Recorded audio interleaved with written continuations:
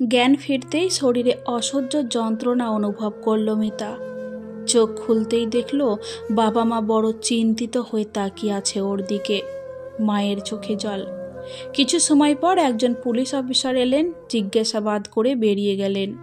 দুর্বল ক্ষীণ কণ্ঠে বলে উঠল মিতা, আমি বেঁচে আছি। মা হাউমাউ করে কেঁদে উঠল। বাবা মাথায় হাত বুলিয়ে বলল, খুব তাড়াতাড়ি ভালো হয়ে যাবি মা তুই। বাবা মাকে বেশি সময় থাকতে দেওয়া হয়নি ওর কাছে। বিছানায় শুয়ে মিতা ভাবছিল সেই দুঃস্বপ্নের রাতটার কথা। মিস্টার রায় ও মিসেস রায়ের একমাত্র মেয়ে মিতা। অসবর্ণ বিবাহের জন্য মিসেস রায় মানে অদিতি দেবীর জায়গা পাননি শ্বশুর বাড়িতে। বাপ মা হারা অদিতি দেবী শ্বশুর শাশুড়ির ভালোবাসা থেকে বঞ্চিত ছিলেন। একমাত্র মেয়ে মিতাকে খুব যত্ন করে মানুষ করেছিলেন তিনি। লেখাপড়ার সাথে সাথে ক্যারাটে আর আবৃত্তি শিখিয়েছিলেন মেয়েকে, আর শিখিয়েছিলেন অন্যায়ের প্রতিবাদ করতে। মিতার বাবা রমেশবাবু অত্যন্ত সৎ মানুষ, পেশায় শিক্ষক। ছোট্ট সংসারে ওরা বেশ সুখেই ছিল। সারা সপ্তাহ ব্যস্ততার পর রবিবার সবাই একসাথে জমিয়ে খাওয়া দাওয়া আর ঘুরতে যাওয়া ছিল সাপ্তাহিক রুটিন। মিতা সবসময় চেষ্টা করত বাবা মাকে খুশি রাখতে। মিতা ছিল লেখাপড়াতে খুব মেধাবী। স্বপ্ন ছিল বাবার মতো একজন আদর্শ শিক্ষিকা হওয়ার। ক্লাস 12-এ পড়ে মিতা। রোজ তাকে সাইকেল চালিয়ে পড়তে যেতে হয় স্যারের বাড়িতে।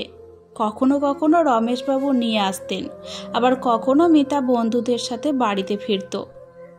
একদিন পড়ে বাড়ি ফেরার পথে মিতা দেখল তার বন্ধু সুমিকে কয়েকজন ছেলে বিরক্ত করছে, গায়ে হাত দেওয়ার চেষ্টা করছে। মিতার নিজেকে সংযত রাখতে পারল না। ভালোভাবে বলল সরে যেতে, বিরক্ত না করতে, কিন্তু তারা অশালীন মন্তব্য করে মিতার দিকে এগিয়ে এলো। মিতা কোনো কিছু না ভেবেই হাত চালালো। ক্যারাটেতে সুদক্ষ মিতার সামনে দাঁড়াতে না পেরে পালালো ওরা। বলে গেল ছাড়বে না ওকে। বাবাকে এসে সব বলল মিতা।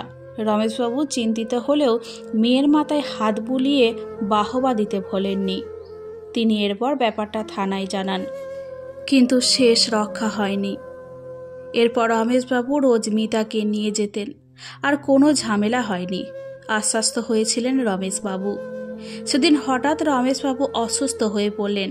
সামনে বোর্ড এক্সাম থাকায় মিতা বাবাকে জানালো সে তার বান্ধবীর সাথে ফিরে আসবে, চিন্তা না করতে। কিন্তু মিতা ভাবতে পারেনি কোন বিপদ অপেক্ষা করছিল তার জন্য। পড়তে গিয়ে দেখল মিতার বান্ধবী সুমি অনুপস্থিত সেদিন। ছুটির পর মিতা একাই বেরিয়ে পড়ল বাড়ির উদ্দেশ্যে। রাস্তায় আবার তার ক্যারাটের প্যাঁচ কাজে লাগাতে হয়েছিল সেদিন। কিন্তু অতগুলো শয়তানের সাথে কত সময় আর পারবে ও? কিন্তু শরীরের সব শক্তি দিয়ে লড়ে গিয়েছিল মেয়েটা। ফিরতে দেরি হওয়ায় রমেশবাবু মেয়েকে খুঁজতে বেরোন। পুলিশে খবর দেন।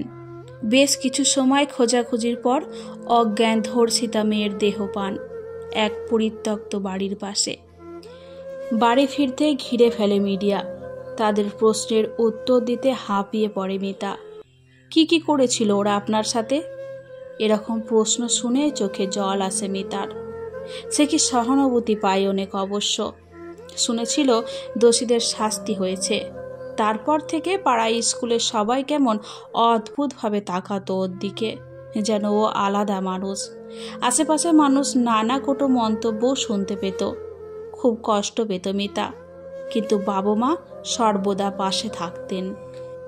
এরপর অনেক সংগ্রাম করে এগিয়ে যেতে হয়েছিল ওকে।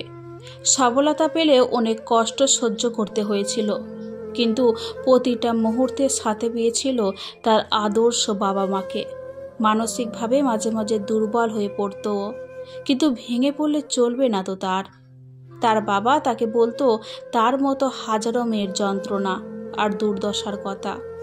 মিতার মনে হতো তার সফল হওয়ার সংগ্রাম শুধু ওর একার নয়।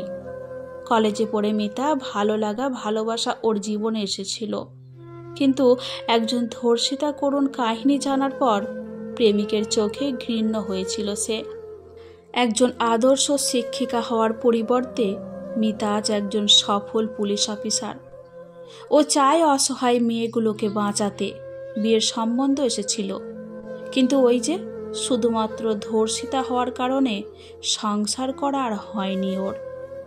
স্বপ্নের রাজপুত্র এসে দাঁড়ায়নি ওর সামনে। জীবনের করুণ অভিজ্ঞতা থেকে তিলে তিলে নিজেকে তৈরি করেছে মিতা।